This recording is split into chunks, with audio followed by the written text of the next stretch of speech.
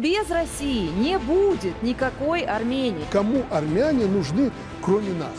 Никому они не нужны. Պատմական իրադարձություն Հայաստանի եւ Միացյալ Նահանգների միջև ռազմավարական գործընկերության փաստաթուղթ։ Հայաստանի եւ Չինաստանի միջև հաստատվում է ռազմավարական գործընկերություն։ Հայաստանը վստահորեն ընտրել է կայուն առաջընթացի ուղին, ամրապնդել դիրքերը միջազգային ասպարեզում։ Հաճախ չէ, որ այսպիսի փաստաթուղթ է ստորագրում։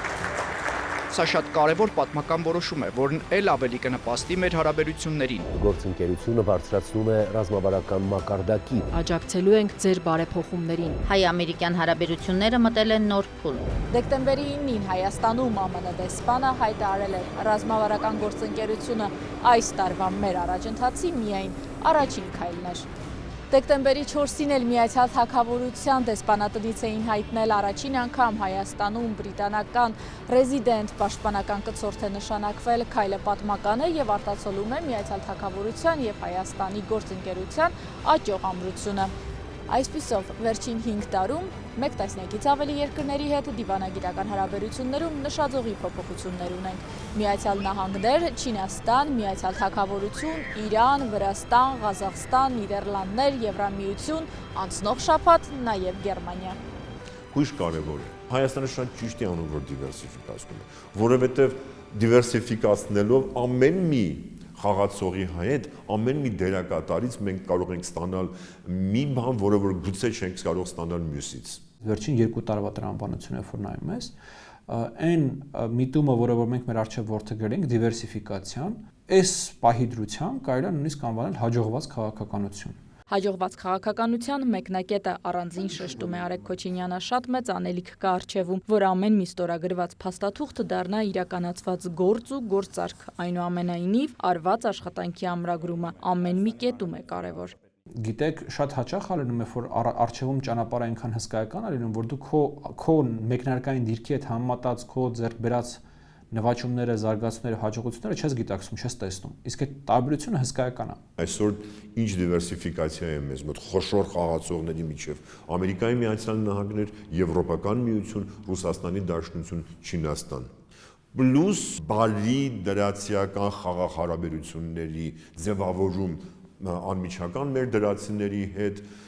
Իրանի եւ Վրաստանի հետ եղբայրական մեր հարաբերությունների շարունակում։ Ավելի շատ ու ավելի լայն աշխարհագրությամբ ակտիվ գործունեություն ծավալելու անհրաժեշտությունը Հայաստանի համար հատկապես 2020-ից հետո օրհասական էր, պետության լինելիության հարցներ սեղանին, փորձագետի դիտարկումն է։ Այդ սահմանագծին կարևոր էր, որ Հայաստանի համար նախ եւ առաջ Հայաստանը լինի առաջնահերթություն։ Որ պետք է մեզ,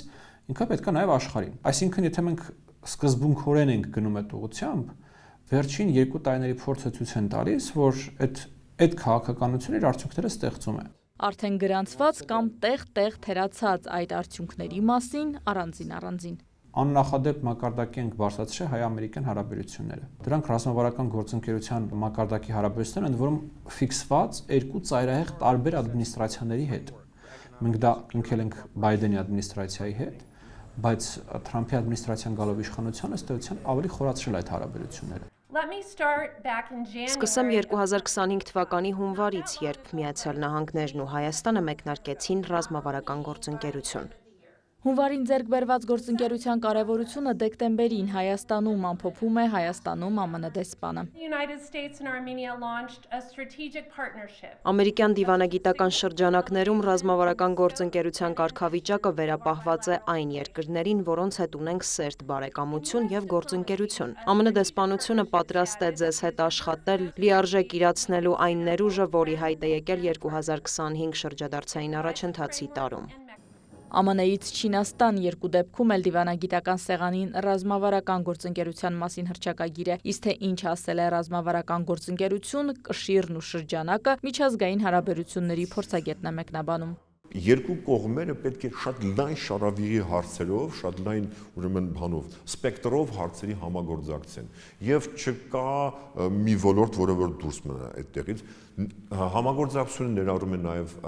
պաշտպանության ոլորտը, անվտանգությունը, արտաքին քաղաքականությունը, նայեք Ամերիկայի Միացյալ Նահանգների հետ նաեւ խոսքը գնում է պետական կառավարման, մեր ինստիտուտների բարելավման կամ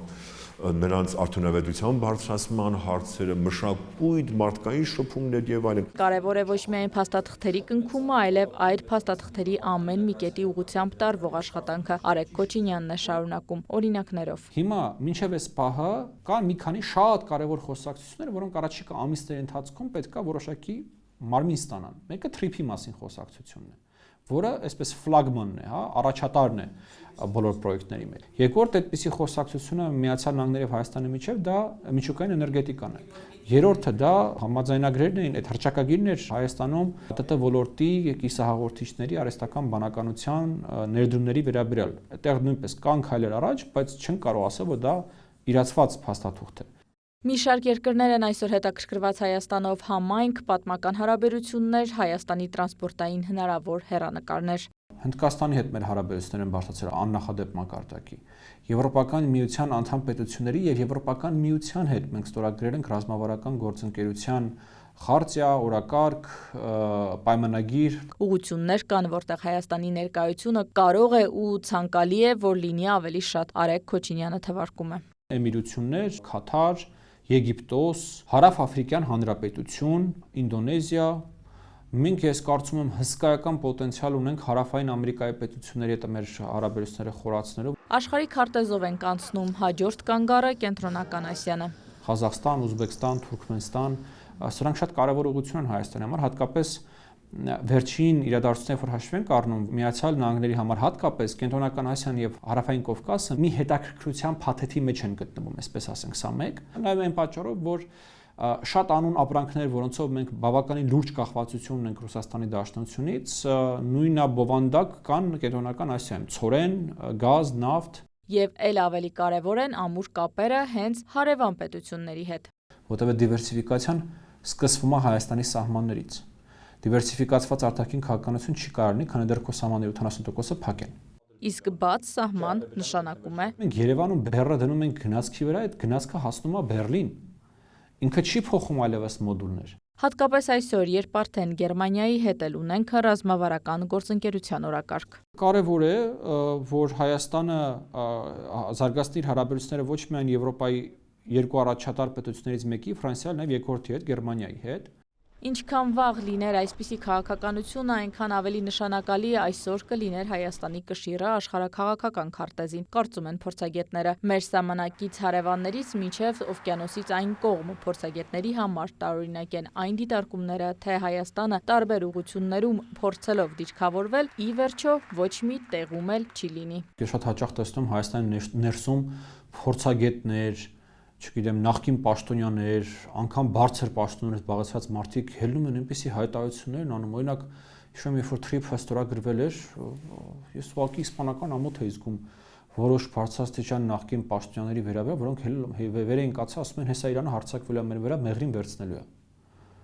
Դա գիտեք, դա խայտարակություն է ուղղակի այդ մակարդակի բոբիկությունը քաղաքական դաշտից։ Սրանք հնարավորություններ են, որոնց Հայաստանը մշտապես է ձգտել, երեք չի ունեցել, վաղը գուցե էլի չունենա, եթե այսօր ճիշտ չօգտագործի ամեն մի ստորագրություն եւ ձեռքսեղմում, քանի որ ցանկացած նոր կապ մեկ աստիճանով բարձրացնում է նախ եւ առաջ Հայաստանի անվտանգության սանդղակը։ Հրաչյա Թաշչյանը օրինակով է մանրամասնում։ Չինաստանի հետ այդ հռչակագիրը, որ ասում եմ հայտարարությունը, որ կնքել ենք օգոստոսի 31-ին, այնտեղ տողեր կան, կողմերը պաշտպանում են միմյանց տարածքային ամբողջականությունը, ինքնիշխանությունը եւ այլն եւ այլն։ Սա նշանակում է, որ նայեք, հանձն է առնում Չինաստանը գոնե քաղաքական, այսպես բաներով, մեսիջներով, ուղերձներով նա հայտարարում է, որ կանգնած է Հայաստանի անվտանգության, Հայաստանի ինքնիշխանության եւ տարածքային ամբողջականության պաշտպանության ետևում։